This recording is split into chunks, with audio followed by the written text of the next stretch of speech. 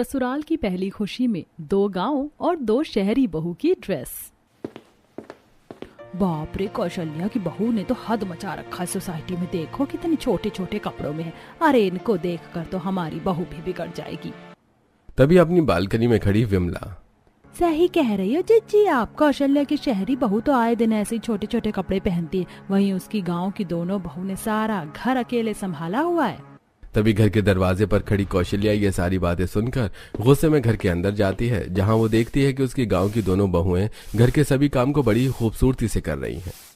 सुरभि, अदिति, तुम दोनों इस घर की बड़ी बहुएं हो और सारा काम अकेले करती हो। अपनी देवरानी से भी कहा करो काम करने के लिए। माँ जी, अब तो घर का सारा काम हमने खत्म कर लिया है, बस ये झाड़ू लगाना रह गया था और वो भी अब लगभग लग चुका है।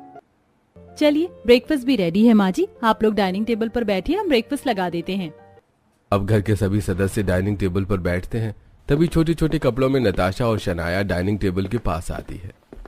ओ गॉड, ये क्या जेठानी जी, आज फिर आपने इतना सारा पकवान बना दिया खाने में। ये सब कितना ऑयली होता है। हाँ जेठानी जी, अगर आपको ये चीज बनानी ही होती है तो थोड़ा ऑयल फ्री बनाया कीजिए, और हमारे लिए तो ऐसा खाना आप अवॉइड किया कीजिए। हमारे लिए कुछ हेल्दी बना लिया करिए, जैसे सलाद, सैंडविच, जूस, क्रंची ब्रेड। चुप करो तुम दोनों। एक तो तुम टाइम से उठती नहीं हो और बड़ी बहू के खाने में कमी निकाल रही हो। अगर इतना ही हेल्दी खाना खाने का शौक है तो अपनी जेठानी के साथ जल्दी उठकर किचन में उनकी मदद करवाया करो। सही कह रही है तुम्हारी सासू माँ। और खाना छोड़ो, पहले ये बताओ तुमने ये कैसे कपड़े पहन रखे हैं? ऐसे कपड़ों में अपने ससुराल के सामने आना जरूरी है? अरे मेरी आंखें शर्म से नीचे हो जाती है। अरे पापा जी, आप तो खामखा ही शर्मा रहे हैं। ये आजकल का फैशन है, जमाना मॉडर्न हो गया है, इतना तो पहन ही सकते हैं शादी के बाद भी। छोटी भाभी, जमाना बस क्या आप दोनों के लिए ही मॉडर्न हुआ है, बड़ी भाभी के लिए नहीं। जरा दोनों बड़ी भाभी को देखिए, जब से शादी करके इस घर में आई हैं, उनके सर से घूंघट टस से मस नहीं हुआ है। अरे मैं खुद पापा के सामने छोटे कपड़ों में कभी नहीं आई हूँ, और आप तो फिर भी इस घर की बहू हैं। बस भी करो, कितना लेक्चर दे रहे हो तुम लोग। खाना खाने आए हैं, खाना खाने दो। अब नताशा और शनाया का ऐसा व्यवहार देखकर घर वाले चुप हो जाते हैं और गुस्से में खाना खाने लगते हैं। अब सभी के खाने के बाद सुरभि और अदिति डाइनिंग टेबल को साफ करके झूठे बर्तनों को एक साथ धो रही होती है। जेठानी जी, हमारी देवरानियां कैसे मुंह जोड़ी कर लेती हैं पापा जी मम्मी जी से। हमसे तो आज तक नहीं हो पाया। अरे हमारे घर वालों ने ऐसी सीख हमें दी ही नहीं है, कभी कि बड़ों से ऊंची आवाज में बात करें। अरे हमारे घर वालों ने ऐसी सीख हमें दी ही नहीं है, कभी कि बड़ों से ऊंची आवाज में बात करें। तभी सुरभि और अदिति की बातें सुनती हुई रसोई के अंदर नताशा और शनाया आती हैं। अच्छा, तो हमारे पीठ पीछे तुम दोनों हमारी चुगलियां कर रही हो। अरे हमारे जैसे जवाब देना ना हर किसी के बस की बात नहीं है, सच में। और तुम जैसे अबला नारी जो गांव की गवार है, उनके पास तो बिल्कुल ही नहीं है। तुमने तो बस सर पर घूंघट करना और 4 टाइम में घर में चूल्हा चौका बर्तन करना सीखा, और कुछ नहीं। अब खरी खोटी सुनाकर दोनों ही देवरानी वहां से चली जाती हैं। ऐसी कुछ हफ्ते गुजरते हैं और एक दिन चारों ही बहू को अपने पास बिठाकर कौशल्या लिविंग रूम में उनसे कहती है, देखो बहू, मेरी बातें ध्यान से सुनो। कल घर में तुम्हारी दादी सास आ रही है, तुम सबसे मिलने के लिए, तो उनके सामने थोड़ा तरीके से रहना। वो गांव की हैं तो उस हिसाब से ही उनसे बात करना, और पहनावा भी अपना उसी ढंग से रखना। जब तक वो यहाँ पर नहीं थी मैंने तुम पर कोई भी रोक टोक नहीं लगाया, पर अब लगा रही हूँ, क्योंकि मेरी सास को ये सब पसंद नहीं है। मैं नहीं चाहती कि तुम्हारी वजह से मुझे उनके मुंह से ताने सुनने को मिले। ओके मम्मी जी, आप टेंशन मत लीजिए, हम आपको ताने सुनने का मौका नहीं देंगे। हाँ माँ जी, हमारी तरफ से आपको शिकायत का मौका नहीं मिलेगा। चलो फिर तो बहुत अच्छी बात है। अब अगले दिन कौशल्या की सास सुषमा सुबह सुबह ही उनके घर आ जाती हैं और दादी सास को देखकर गांव की बहुएं पैर छूकर उनका आशीर्वाद देती हैं। ये हमारी जेठानी जी को पैर छूना जरूरी था क्या? अब इनके चक्कर में हमें भी इनके गंदे गंदे पैर छूने पड़ेंगे, और कोई चारा नहीं है, चलो छू लेते हैं। अब शहरी बहू भी बेमन से अपनी दादी सास के पैर छूती है। खुश रहो, सदा सुहागन रहो चारों बहू। आइए ना माँ जी, घर के अंदर आइए। जाओ बहू, माँ जी के लिए कुछ खाने पीने का लगा दो, बहुत दूर से आए हैं, भूख लगी होगी। हाँ बहू, सही कहा तूने, पेट तो भूख से गुड़गुड़ कर रहा है, फटाफट कुछ खाने को लगा दे। हाँ दादी सास, आप बैठिए ना, हमने सारी तैयारी कर रखी है, हम फटाफट गर्मा गर्म आपके लिए खाना बनाकर लेकर आते हैं। शनाया, नताशा, तुम भी जाओ, उनकी मदद करवाओ।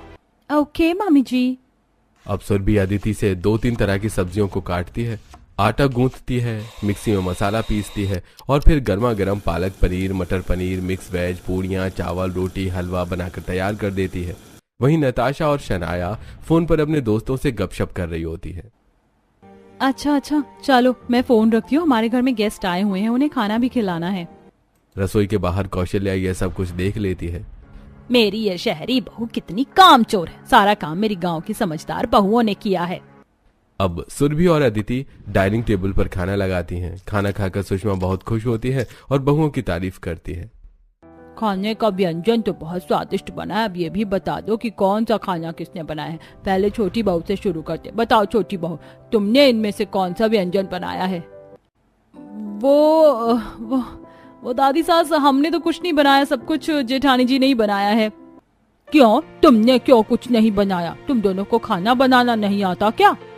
हे भगवान, माँ जी ने कहा था कि चारों बहू में से किसी की भी बेइज्जती नहीं होनी चाहिए। अगर दादी सास को पता चल गया कि इन्हें खाना बनाना नहीं आता, फिर तो उनकी बेइज्जती हो ही जाएगी। नहीं दादी सास, इन लोगों की तबीयत थोड़ी ठीक नहीं थी तो हमने ही इनसे मदद नहीं ली। हाँ जेठानी जी ठीक कह रही हैं, वरना तो हमें सब कुछ बनाना आता है। देखो मेरे गांव की समझदार बहू कैसे अपनी कामचोर देवरानी के लिए झूठ बोल रही हैं ताकि उनकी बेइज्जती ना हो। अच्छा ठीक है, वैसे कौशल्या तेरी तो चारों ही बहू समझदार हैं। जी माँ जी, शुक्रिया। हे भगवान, ऐसे ही मेरी शहरी बहू माँ जी की नजरों में अपनी इज्जत बनाए रखे। जब तक माँ जी हैं यहाँ तब तक कोई गड़बड़ ना हो इनसे। इसी तरह अगले दिन सुबह गांव की बहू सुरभि और अदिति 5 बजे उठकर नहा धोकर पूजा पाठ कर रही होती है। अरे वाह कौशल्या, तेरी इन दोनों बहू को देखकर तो मुझे अपने दिन याद आ गए।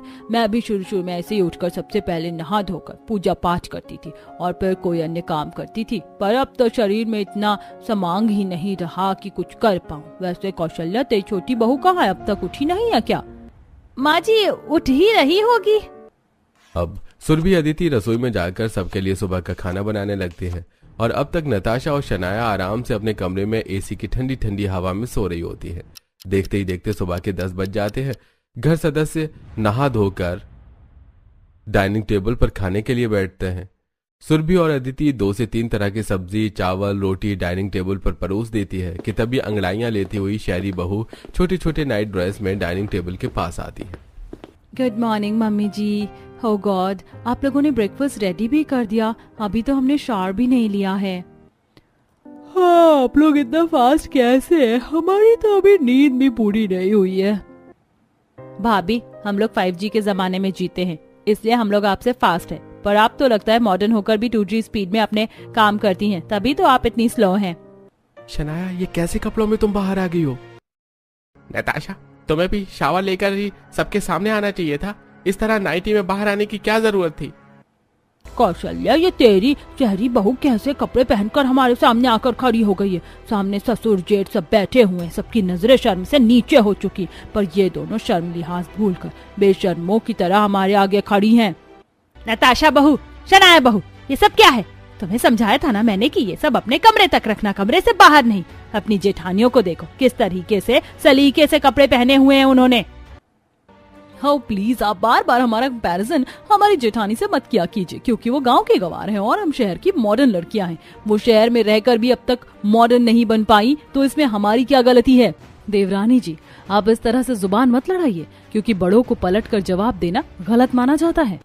अच्छा, तो अब तुम जैसी गवार लड़कियां हमें बताएंगी कि हमारे लिए क्या गलत है और क्या सही? आप लोग ही कीजिए तमाशा, हमें करना ही नहीं है। अब मुंह ऐड कर दोनों शहरी बहुएं वहां से चली जाती हैं। वहीं अब सभी लोग खाना खाते हैं। ऐसे कुछ हफ्ते गुजरते हैं और एक दिन कौशल्या के परिवार में एक बहुत बड़ी पार्टी का इनविटेशन आता है। अरे माँ, ये तो बहुत बड़ी पार्टी का इनविटेशन है, मजा आ गया। हाँ, और इस पार्टी में हमारे घर के बड़े बुजुर्ग सब आएंगे। पार्टी भी आलीशान है। हमारे घर की बहू का पहनावा इस पार्टी में अच्छा होना चाहिए ताकि सबकी नजर हमारी बहू पर टिकी रहे। जी आप सही कह रही हैं माँ जी। और बहुआ, तुमने भी सुन लिया ना अपनी दादी सास की बातें?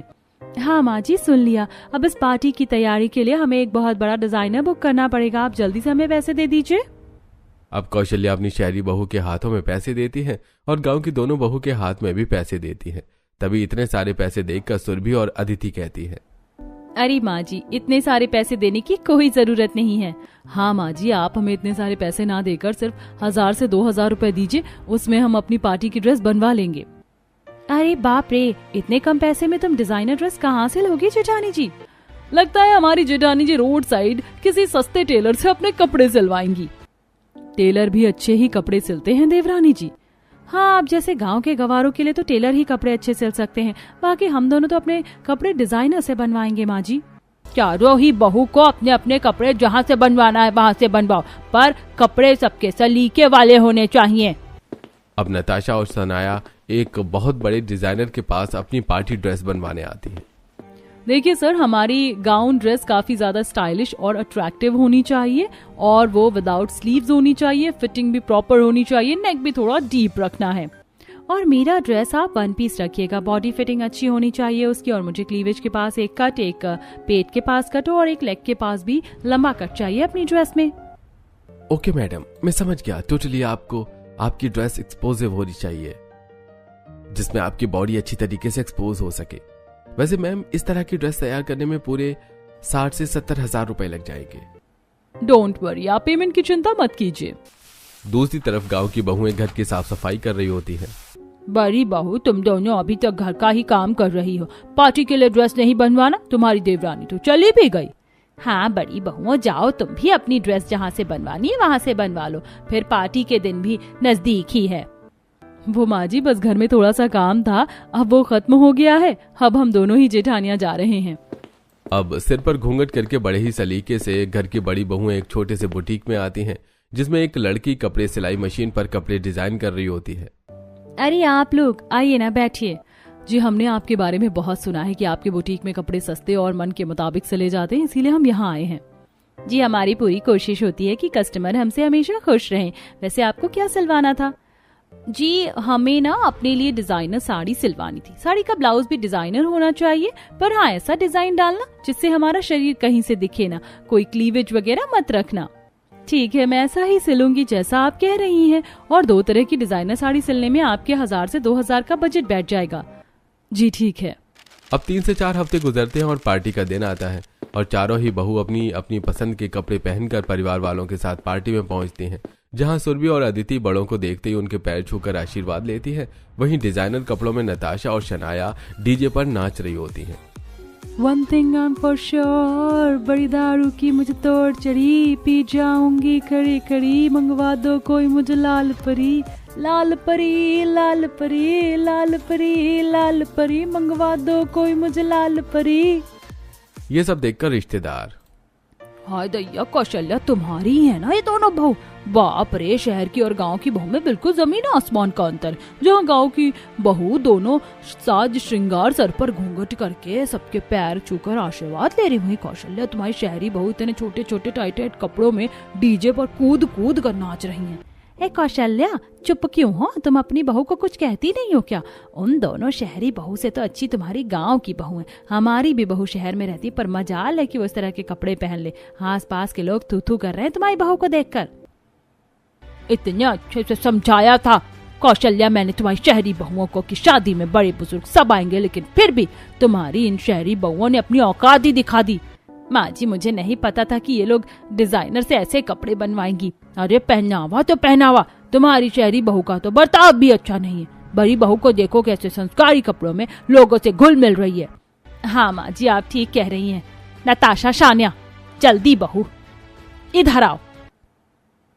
क्या हुआ मम्मी जी, आप हमें आवाज दे रही थी? बहू, ये सब क्या है?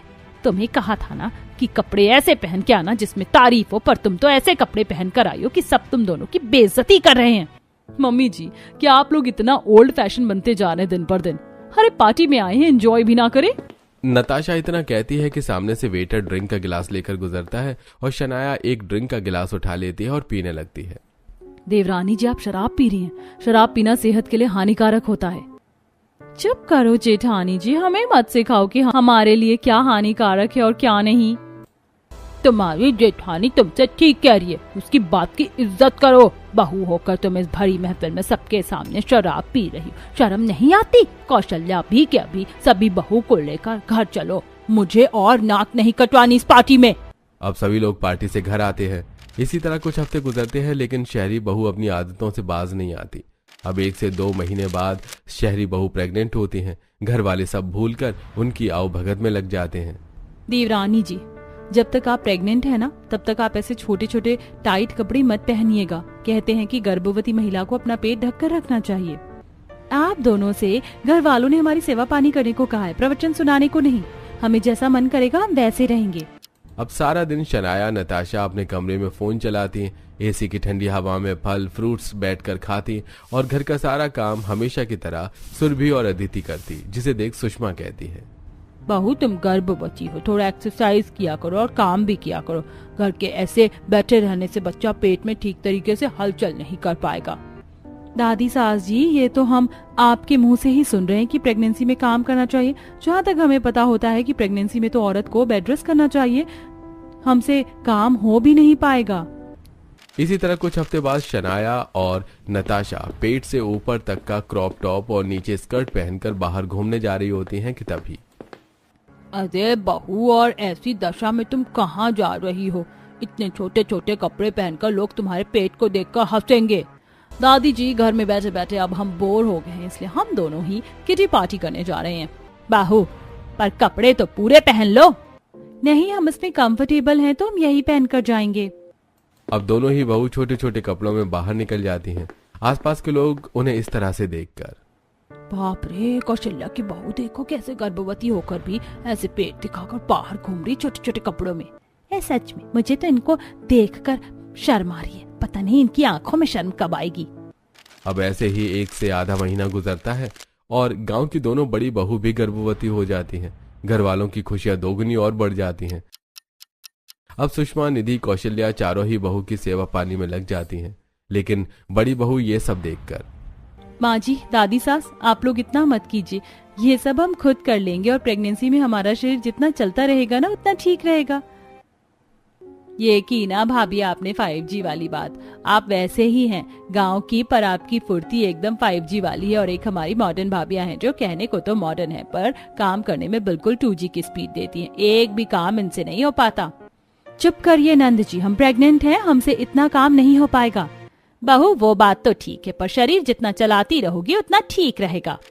अब इसी तरह जहां नताशा और शनाया अपने प्रेगनेंसी में सिर्फ छोटे छोटे कपड़ों में रील बनाती घूमती फिरती, खाना भी घर के सदस्य उनके कमरे में जाकर देते तब वो खाती, वहीं गांव की बहुएं सुरभि और अदिति प्रेगनेंसी जैसी हालत में भी घर में झाड़ू पोछा, बर्तन और सभी प्रकार के गंदे कपड़ों को धोना, बाजार से सस्ती सब्जी लाना, तीनों टाइम ताजा ताजा बनाकर सबको खाना खिलाना और पूरे दिन में एक बार रात की नींद दिया करती थी। अब ऐसे ही कुछ हफ्ते गुजरते हैं और एक दिन कौशल्या सुषमा अपनी चारों गर्भवती बहू से कहती है, सुनो बहू, तुम चारों की ही 2 दिन बाद गोद भराई की रस्म है। तुम्हारी गोद भराई हमारे ससुराल के लिए पहली खुशी है, क्योंकि अब हमारे घर में वारिस आने वाला है। माँ जी, आपकी तरह हमारी भी ससुराल में ये पहली खुशी है, आपके खानदान को वारिस देने की। सही कहा बहू। अब इसी खुशी के साथ तुम चारों अपनी गोद भराई की रस्म में सुंदर से तैयार होना, ताकि सभी रिश्तेदार तुम्हारी तारीफ करें। ये तो हमारी गोद भराई इवेंट है माँ जी, इसके लिए तो हमें एक बहुत बड़ा डिजाइनर हायर करना पड़ेगा जो हमारे लिए स्टाइलिश ड्रेस बनाए। भाभी, आप बड़ी भाभी से थोड़ा सजेशन ले लीजिएगा। पिछली बार आपकी ड्रेस ने आपकी बहुत बड़ी बेइज्जती करवा दी थी। ओह प्लीज, अब ये 2 कौड़ी की गांव की गवार जेठानी जी हमें बताएंगी कि हमें अपने कपड़े किस तरह से और कहां से स्टाइल करवाने हैं। अब मुंह चमकाकर दोनों ही शहरी बहू वहां से चली जाती हैं और वहीं गांव की बहू घर के कामकाज में लग जाती हैं। अब अगले दिन सुरभि और अदिति बाजार से कपड़े खरीद कर उसी दर्जी के पास जाती हैं। अरे आप लोग ऐसी हालत में आपको यहाँ आने की क्या जरूरत थी? आप मुझे वहीं बुला लेती। जी शुक्रिया, पर शरीर जितना चलता फिरता रहता है उतना ही ठीक रहता है। जी अच्छा, तो अब क्या सिलवाना है आपको? जी हमारी अगले हफ्ते गोद भराई की रस्म है, उसके लिए ही हमें एक सुंदर डिजाइनर लहंगा बनवाना है। ठीक है जी, बन जाएगा। दूसरी तरफ नताशा और शनाया एक दूसरे के डिजाइनर के पास आकर, देखिए हमें अपने लिए स्टाइलिश शॉर्ट 1 पीस ड्रेस बनवाना है। ड्रेस बिल्कुल टाइट हमारी फिटिंग का होना चाहिए। ओके मैम, आपकी ड्रेस जैसा आप कह रही हैं वैसे ही बनेगी और इसकी कीमत होगी लगभग 80,000 रुपए। ओके, मैं पे कर दूंगी। अब देखते ही देखते एक हफ्ता गुजरता है और चारों ही बहू की गोद भराई की रस्म आती है और घर को बड़ी ही खूबसूरती से सजाया जाता है। मेहमानों का आगमन होता है, 2 से 3 बड़े बड़े फोटोग्राफर आते हैं। तभी वहां पर शहरी बहू नताशा और शनाया स्टाइलिश 1 पीस ड्रेस पहनकर आती हैं, जो कि नेट की होती है और उन कपड़ों पर जगह जगह पर कट लगा हुआ होता है। और आते ही नताशा शनाया गोद भराई की रस्म में न बैठकर सबसे पहले अपनी तस्वीरें खिंचवाने लगती हैं। पुनीत, यहाँ आओ ना, हम भी बॉलीवुड स्टाइल में अपनी प्रेगनेंसी पिक्चर क्लिक करवाते हैं। आखिर ससुराल में ये हमारी पहली खुशी है। ये सब बाद में, पहले ये बताओ तुमने ये कैसे कपड़े पहन रखे हैं? भैया, आप मेरी इस तरह से पिक्चर क्लिक कीजिए, मुझे ये इंस्टा पर अपलोड करनी है।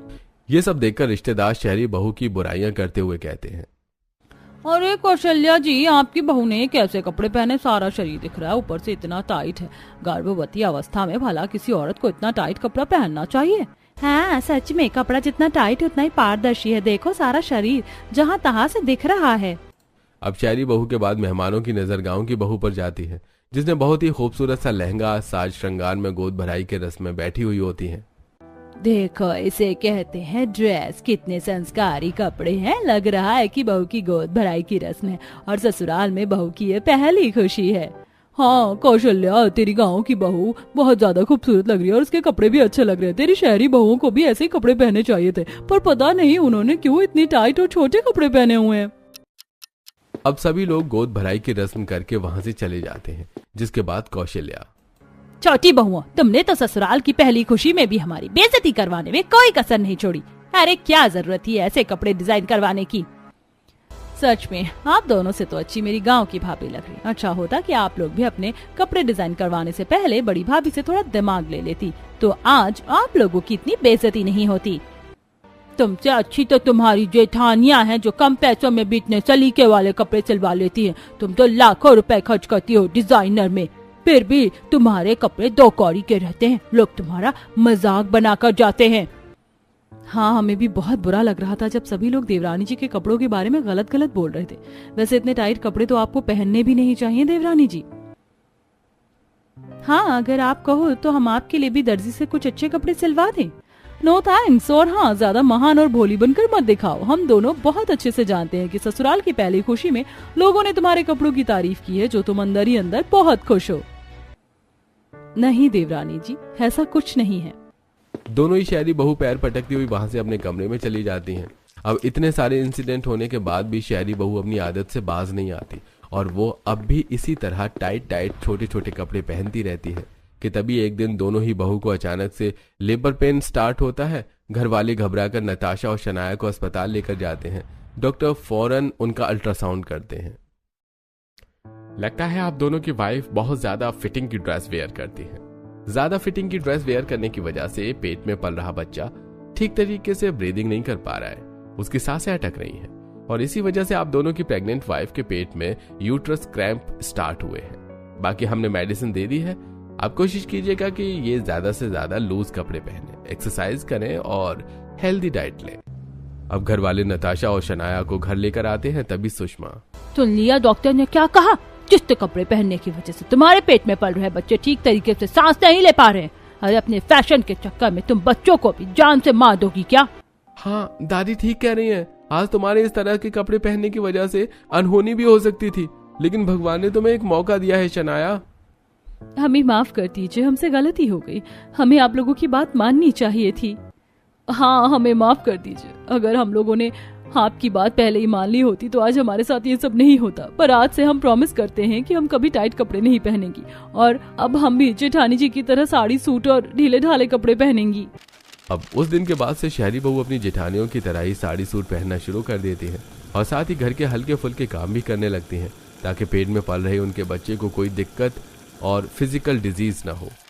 और फिर 1 से 2 महीने बाद चारों ही बहू खूबसूरत बच्चों को जन्म देती हैं। इसके बाद ससुराल की पहली खुशी